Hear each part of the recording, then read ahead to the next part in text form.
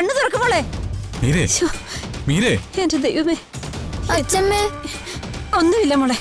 മീരെ മോളെ കണ്ണു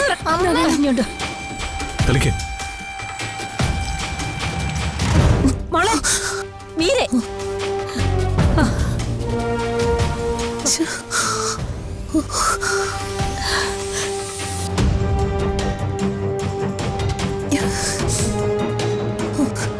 എന്താ ഇവിടെ ഉണ്ടായത്?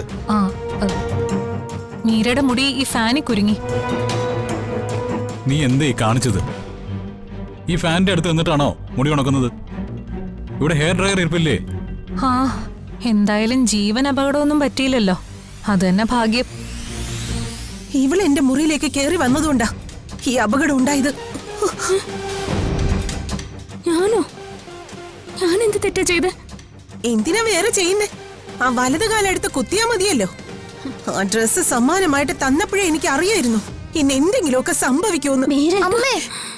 ഇപ്പതേ വേറൊരു സമ്മാനമായിട്ട് വന്നിരിക്കുന്നു. എന്നെ കൊല്ലാനാണോ നീ എന്റെ മുറിയിലേക്ക് കയറി വന്നത്?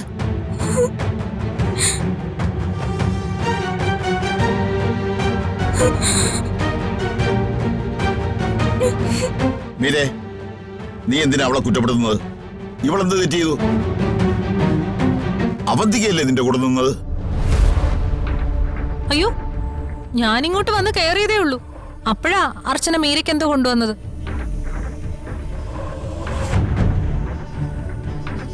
ഇവളെവിടെ ചെന്നാലും അവിടെ എന്തെങ്കിലുമൊക്കെ കുഴപ്പം കാണും. നെല്ലിശ്ശേരി വീട് മുഴുവൻ ഇഞ്ച പരുവാക്കിയിട്ടാ ഇവളിങ്ങോട്ട് കയറി വന്നത്. അത് മീര പറഞ്ഞത് ശരിയാ. നെല്ലിശ്ശേരിയിലും ഇവിടെയും എന്തെല്ലാം കുഴപ്പങ്ങളുണ്ടായി.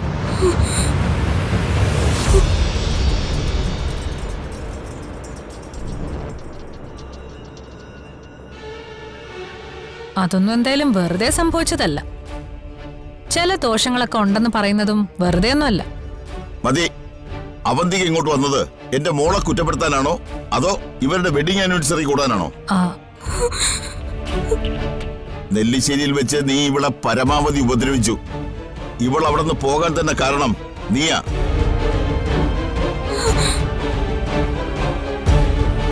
ആരൊക്കെ അവളെ കുറ്റപ്പെടുത്തിയാലും എന്റെ മോളുടെ കുഞ്ഞിനെ എന്തു ദോഷം വന്നാലും അത് ഞാനങ്ങ് സഹിച്ചു.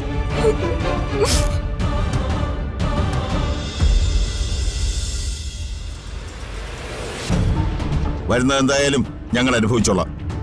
അതിന്റെ പേരിൽ എന്റെ മോളെ ആരും കുറ്റപ്പെടുത്തരുത്.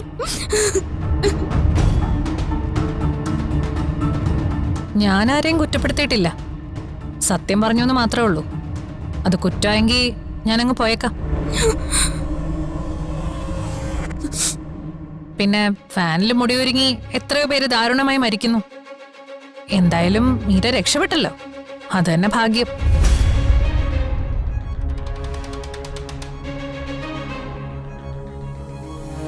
മീര, ഞാൻ പോവാ. കണ്ടില്ലേ ഓരോരുത്തരും ഇറങ്ങി പോകുന്നത്? ഈ വെഡിങ് ആനിവേഴ്സറി ആഘോഷം വേണ്ടെന്ന് ഞാൻ ഇന്നലെ നിങ്ങളോട് പറഞ്ഞല്ലേ?